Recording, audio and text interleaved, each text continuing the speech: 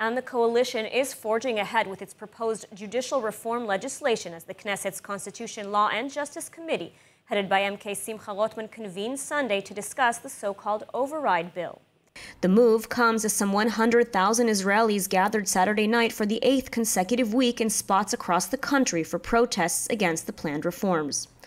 Saturday night's demonstrations took a turn for the worse in Tel Aviv as protesters blocked the Ayalon highway and lit bonfires. The Israel police arrested some 20 people as a result. And now, protesters are planning a day of struggle with expected disruptions and road blockages around the country on Wednesday. And joining us with the latest on the legal reforms and what we can expect this week is Alex Traiman, JNS Jerusalem Bureau Chief. Alex, thank you for joining us. Thank you for having me. So first of all, let's talk about the protests last night. They're still not dying down, the 8th consecutive week. We did see a little bit more violence in the protests. And on the other hand, we are seeing some from the right-wing camp joining in the protests. And I'm curious what you make of this. Well, violence has actually been one of the goals of the protest movement, and we've heard that over and over again from the organizers of the protests, saying that they thought that Netanyahu wasn't actually inciting towards violence, and they thought that this protest movement could actually lead to a civil war.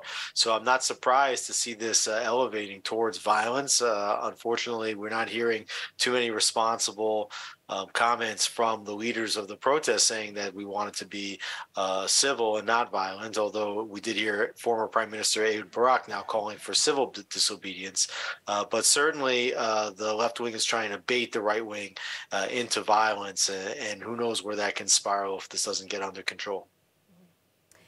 And, you know, moving back to the Knesset, what can we expect this week? What bills are going to be put up for a vote?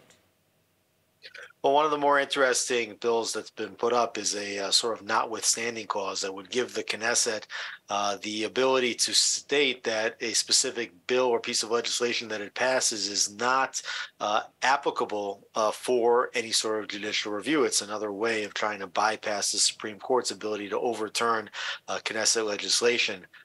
It is pretty controversial clause, and I'm not sure that it will pass, but we're going to see the continuation of the passage of bills brought quickly, I think in due order, one after the next to the Knesset, probably separated in order that if the Supreme Court would knock down one, that it doesn't knock down the entire process.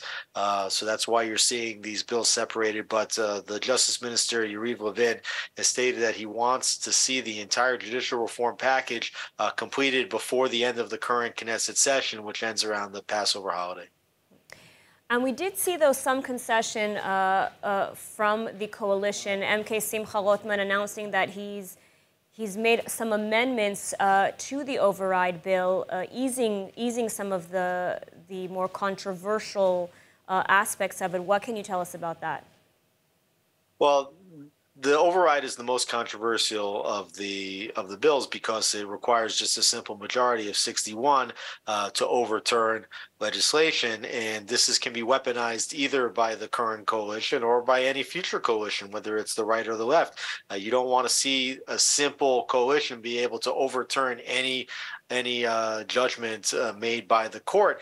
But I think that perhaps one of the reasons why Rothman and Levin have put these override as a major portion of its judicial reform policy is part of what we would call the shuk mentality in Israel. You know, come with the maximalist price and then show a willingness to negotiate on the price. So I think that by putting the very harsh simple majority override clause onto the table from the very beginning, by removing some of its strictness, some of its power, I think that they're able to keep some of the other more important elements on the table and also demonstrate their ability to compromise. All right, Alex Traiman, thank you so much for joining us today and providing us with all the latest updates.